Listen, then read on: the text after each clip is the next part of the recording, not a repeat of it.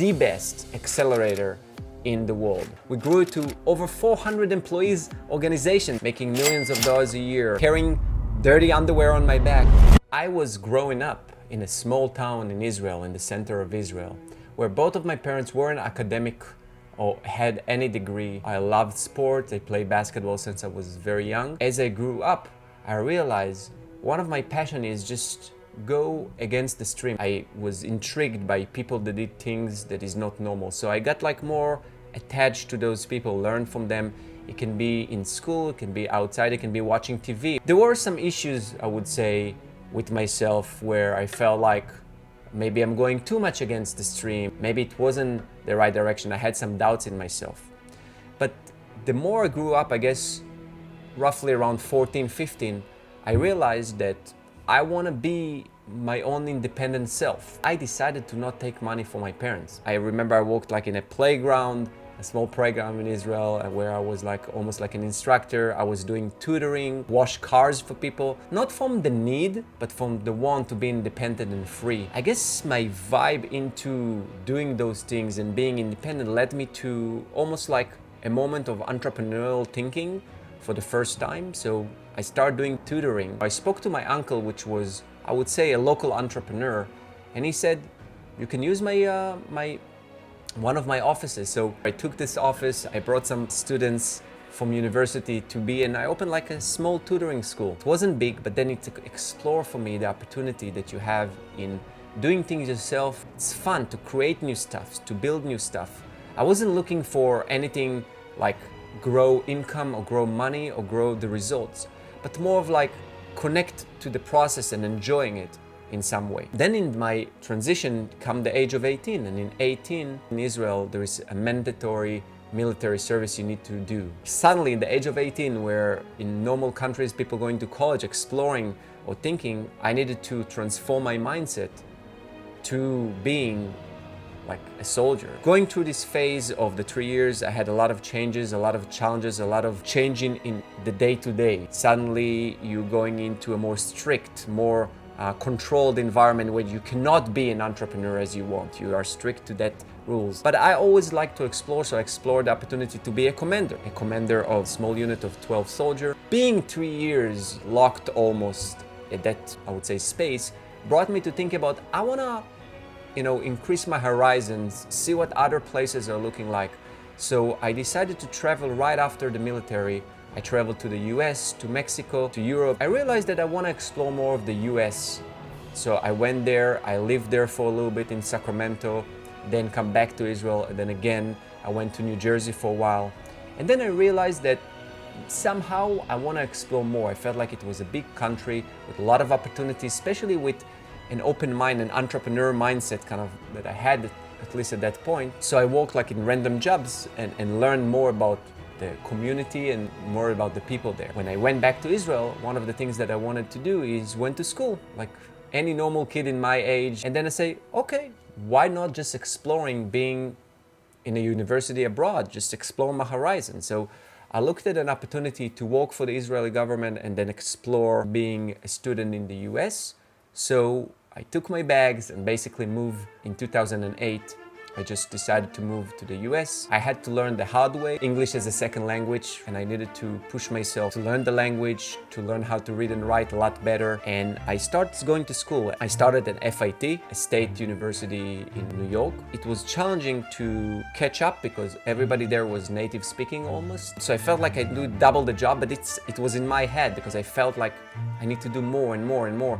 That also impacted me as I went along. And then I transferred to Baruch, which is more even professional, a business kind of mindset school, which pushed me to think, how can I do a lot more and take advantage? So I guess in my second, third, and fourth year in school, I decided to almost shift my thought about just being and getting grades, but more, how can I utilize the experience of school by creating network and learning more, talking to my professors and explore the opportunity that the school give us. Just as a tip for later, I actually didn't graduate, but it's a long story which I'm gonna touch later on in my videos. Afterwards, the next journey that I had was going out and walk outside of the government. So I started as working in the Israeli government in a lot of security operation things from that nature, but I decided I want to go and explore something that is not governmental. So I decided to work for a few companies, and I landed on a company called Eli Tahari, similar to Michael Kors, Calvin Klein, designer fashion. I started as like an entry level,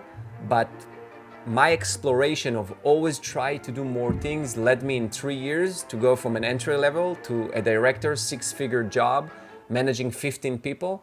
It was like a roller coaster. Going there, learning about corporate world, learning about the challenges. After 3 years of growing so fast, I felt like I was almost isolated with the power that I have to explore new things. I felt like it wasn't enough. At that point in time, I had a huge problem in terms of my day-to-day with laundry. How funny it is, because 85% of the unit in New York City didn't have washer and dryer. And I'm talking here about like 2012. It was the beginning era of the on-demand economy. And me as a busy professional, I didn't have time to coordinate, to work on it. So I had a good friend of mine that we were talking, and we experienced the same issue. And that led to saying, hey, let's explore more. We didn't have any startup background, nor any laundry or technology background back then. And I guess that point in time felt like I'm doing something new. So we went over the weekends and explore the industry and went to laundromats and cleaners all over New York City, which you have 3,500. And that led us to think that maybe we can change the status quo. Maybe we can do something about our own specific problem. That was the mindset for me to start drilling into my next entrepreneurship journey. Should I leave my job? Should I do something? Because I didn't have something secure. And I realized you need to focus on things you actually want to do. And I felt like it wasn't enough what I'm doing at the job. There is not enough freedom for what I wanted. Not as good or bad, it's just my perspective at that point in time. We ran our product and we found a third co-founder, and we formalized like a small business to operate and give on-demand laundry and dry cleaning service from an app. And after a few months of getting initial customers and learning more and getting outside of the job, just doing deliveries in the middle of the day, we decided all to quit our job, take all of the saving. And back then I was about 30 years old, where my career already got to a 6-figure job, director, manager of 15 people in a very strong company. At that point in time, there was a lot of doubts. Should I do it? Should I not? Is it gonna make it or not? But I follow my heart saying I need that change. We decided all of us to quit our job. I remember it was the beginning of July, right in the summer. Took all of our saving and just gave the 2 weeks notice and start focusing on cleanly. I guess the early stage was a lot of hard working, 24/7 around the clock, doing deliveries throughout the day and working also. And Manhattan was a nightmare. Only like I went to sleep maybe 3 hours a night for the first year, no vacations, no nothing. And it's a lot of hard working as an entrepreneur, because being an entrepreneur is almost loving and hugging challenges, or embracing the uncertainty. There's a lot of risk and not necessarily a promised reward. If you go the route of corporate, can be secure and structured way to go and earn what you did. But here, I felt like I needed it. And even if it's the hard work, I can tell you the first 2 years, carrying dirty underwear on my back was the most rewarding 2 years of my life. It was challenging, but also exciting period. When I learned more about myself, doing a startup in a foreigner country, not even in my language, all of my abilities all in one. So it's challenged myself, getting a lot of no's in the beginning from laundromat customers, and learning and adapting and pushing myself and creating like this crazy logistic where we have an app for consumers, and then we have laundromats, then we have warehouses that we did everything, and build up a huge operation, taking a lot of skill set that I didn't have, but push myself to learn fast. Year into the business, we were able to generate a nice amount of revenue. Still, our saving was bleeding every month. Already a year with no salary and all of my saving going there, so I was like trusting my wife at that point. Moment after 2 rejections, we got accepted to YCombinator, which is the best accelerator in the world, where companies like Airbnb, Dropbox, Stripe, DoorDash, Coinbase, and many more. A great experience. We needed to travel back and forth. It's a 3 months program where they give you a little bit of money for some equity of a company, and in exchange, you're getting 3 months program where you have top mentors and entrepreneurs and startup founders. So we're able to grow tremendously in 3 months from growing our network, growing our customers. We were able to secure first round of funding. It was $2.4 million. At that point in time, it was mind-blowing, right? Like the guy that came from small city in Israel suddenly get into fundraising from amazing investors like Alexis Ohanian, who is the founder of Reddit, Paul Buchheit, who invented Gmail working for Google. Even the founder of YCombinator, Paul Graham, invested in us. The legendary football player, Joe Montana. That led me to condense everything that I learned in 3 months into operate and growing our business. And suddenly it grew from 3 founders to a few hundreds employees. And later on, a few rounds of funding, we got a little bit more from different investors. We grow to different cities like San Francisco, Los Angeles, Washington, DC, Brooklyn.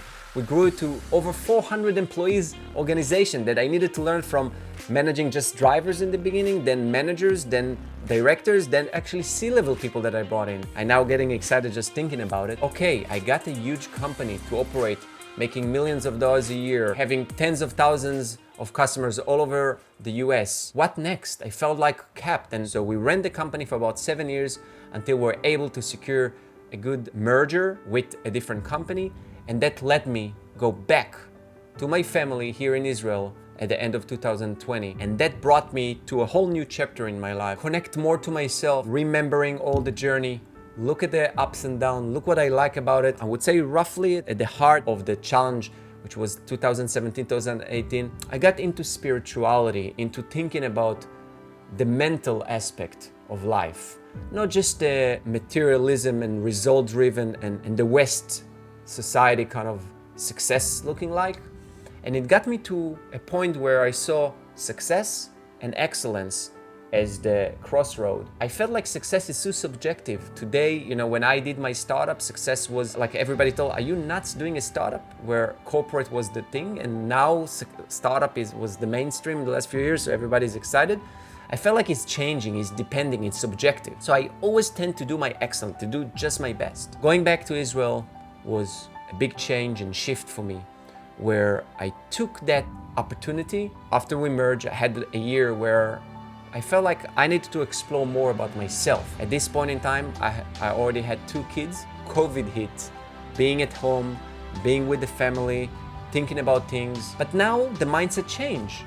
What should I call success for myself, right? A lot of different challenges that I hit. And at that point, right there, is where I thought about, what? Entrepreneurship is not just either startup or companies, but also about being yourself, being free, and just doing things you love. And at that point in time, I got a few people ask me to mentor them, to coach them, to talk to them, consulting them. And I started doing it as a hobby. I mentor here and there, and suddenly it was amazing for me. Like 1 hour sitting with someone, giving them value versus building a product for years and only then seeing some value for the customers. It was mind-blowing for me. I got into mentor, and then I remember that throughout my journey in Cleanly, I had an amazing mentor named Ron Groshkovsky, and that's inspired me to say, okay, there is also different parts in entrepreneurship that is not just the traditional path. So I said, why not exploring that? Long story short, after 2-3 years, it's become my business. I had tens of different entrepreneurship founders, professionals that I mentor and coach on a weekly basis, on a board of different companies, and I explore other versions of the entrepreneurship world that I know only as a startup founder. Entrepreneurship is not a static place to be. It's not just as one thing. It's take different forms, and it's not for everybody. And you should always ask yourself who you are, because there is no right or wrong, and there is no successful and unsuccessful. It's only exploring your journey.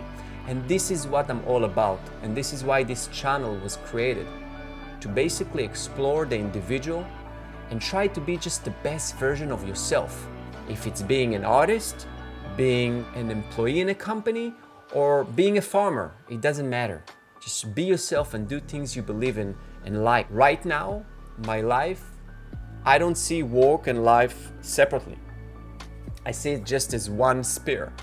And in one spear, you understand that if you look at things as a job, it's gonna operate as a job. But if you think of things as your life, it will take a different form. I would love to explore more about the different perspective I have, see the exploration of creating some kind of a small community where I can share my thoughts and connect to more of you guys. So thank you so much for taking the time to watch this video, and I'm looking forward to continue to create content that is focused on the journey of individuals versus follow the herd.